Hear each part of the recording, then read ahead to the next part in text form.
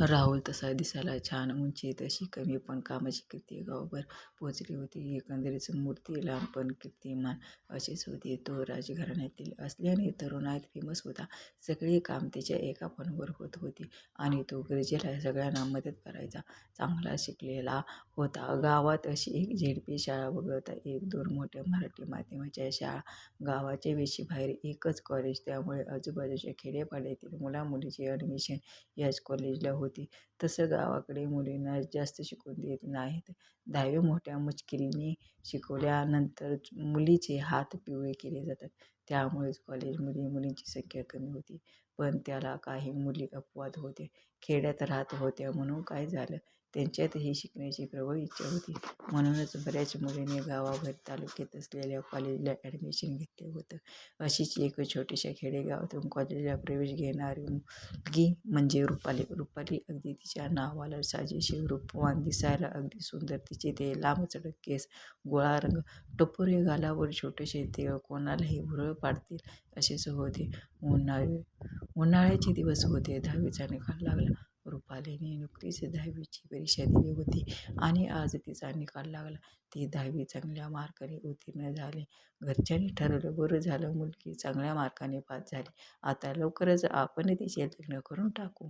पण रुपालीला हे मान्य नव्हते. तिला आणखीन शिकण्याची इच्छा होती. पण खेडेगाव असल्याने गावात कॉलेज नव्हते आणि तालुक्यातील कॉलेजला पाठवायला तिचे आई वडील तयार नव्हते. एकतर कॉलेज खूप दूर होते. ती एकटी एवढ्या दूर कशी जाणार? त्यामुळे ते त्यांच्या मुलीच्या सुखी संसाराचे स्वप्न पाहत होते. पण रुपालीलाही हे मान्य नव्हते.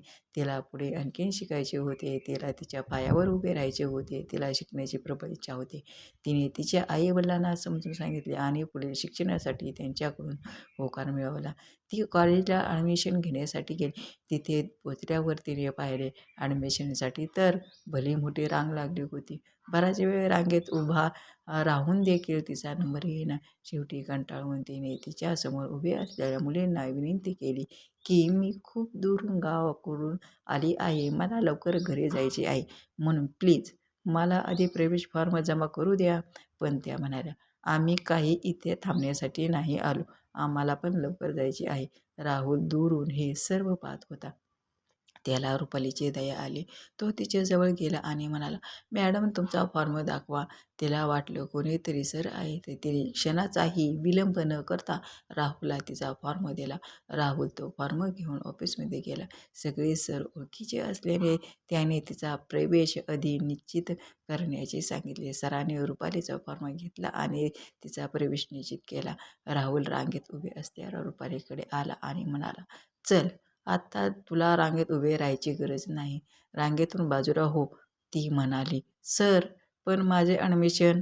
राहुल म्हणाला, ते तर झालं. रुपाली म्हणाली, अरे वा, खरंच का?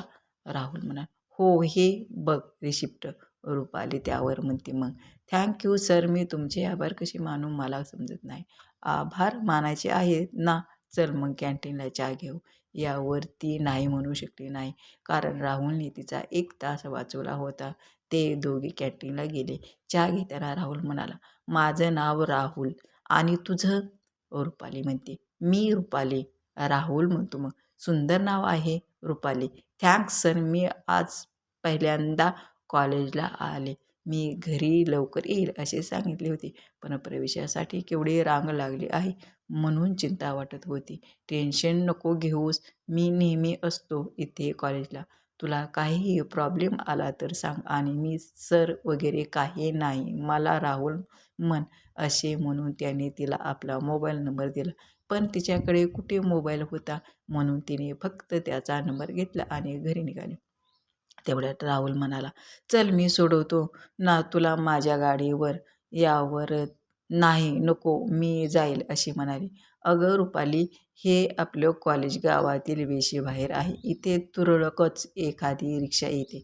तुला आधीच उशीर झाला ना, म्हणून मी तुला गावापर्यंत सोडवतो आणि गाडीत बसून देतो, तो म्हणाला. तेही अगदी खरेच होते आणि कॉलेजला आल्यापासून राहुल तिची मदतच करत होता, म्हणून ती हो म्हणली आणि त्याच्या गाडीवर बसली. राहुल म्हणाला, आज पहिल्यांदाच माझ्या गाडीवर कोणीतरी मुलगी बसली आहे. यावर रुपाली हसली आणि लाजली. इथूनच त्यांच्या प्रेमाची सुरुवात झाली. व्हिडिओ जर आवडला असेल तर व्हिडिओला लाईक करा, शेअर करा आणि सबस्क्राईब करा.